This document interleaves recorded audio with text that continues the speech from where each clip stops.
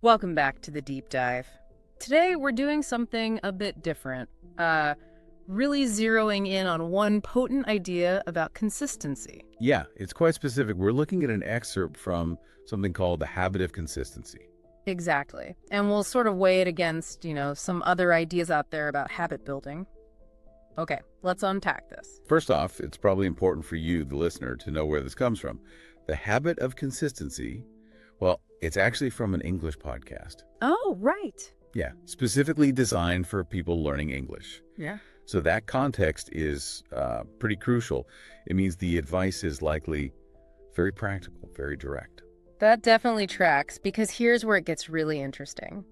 The core instruction we pulled out is literally force yourself to be consistent. Mm. Now, when I read that, force yourself, that's not exactly a gentle suggestion, is it? It sounds, well, pretty demanding. It really does. It's quite blunt, Yeah. actually. And what's fascinating, is how direct that phrase is, especially now when so much advice is about making habits easy, like atomic habits or tiny steps. This just cuts through that. Right. For someone learning a language or tackling any big skill, really, it sort of speaks to that initial hump you have to get over, that activation energy. Okay, yeah. Sometimes maybe you do need that forceful push just to overcome inertia, right? Especially if you're not feeling motivated or the task seems huge. So it kind of cuts out the excuses? You could say that and remove the ambiguity. It's about your own agency, just, making yourself start. Okay, that makes sense for getting started. But the word force, it makes me wonder about the long haul, sustainability. That's a really important point. Like, does this source talk about avoiding burnout, or is it purely about that initial, like you said, jumpstart? That's the crucial distinction, I think. The idea probably isn't that you're meant to be in this constant state of forcing yourself, struggling against resistance forever. Think of it more like a catalyst. That initial force is maybe like a jolt, just to get things moving. Build those first pathways in your brain. Right, like pushing a heavy ball to get it rolling. Exactly. So for that English learner, maybe it means setting aside 15 minutes, no excuses, no matter what, or making yourself speak even when it feels super awkward. It's about consciously pushing past that discomfort you want to avoid. The hope is, once you've done that consistently for a bit, That's easier. well, ideally, Yeah. the effort shifts. It moves from sheer willpower, from forcing, towards just maintaining a rhythm.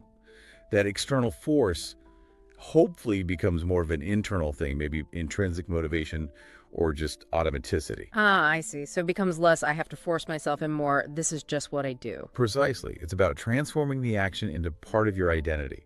I am someone who practices English daily. So it's not about a life of constant struggle, but more a strategic, maybe intense beginning phase to build momentum. That's how I'd interpret its potential value, yeah. Yeah. It puts force in a different light. Not a lifestyle, but maybe necessary starting tool for some things. Especially for something like language learning, where just opening the book or the app can feel like the hardest part some days. Totally. The resistance can be huge. New sounds, tricky grammar. It's easy to just, put it off. So this force yourself idea is a very concrete instruction. No ambiguity there. None at all. Yeah. It grounds the abstract idea of consistency in a command. Yeah. Show up until showing up is normal. Okay. So what does this all boil down to for you listening? We've explored this pretty direct idea, forcing yourself to be consistent from the habit of consistency. Yeah, seeing it not just as harsh, but maybe as that initial powerful spark needed to get going, which then hopefully evolves into something more sustainable. Something integrated. Right. Which brings up a really interesting question for you to think about. When you're trying to build a new habit or learn something tough, what is the real difference between forcing consistency, especially at the start, and just cultivating, a steady ongoing effort once you've got some momentum? That's a good question. And maybe more importantly, which approach or maybe what blend of the two do you find actually works for you in your own life, your own learning? Definitely something to ponder. The impact of this simple, powerful idea and how it might change over time in your own pursuits. Thanks for diving deep with us today.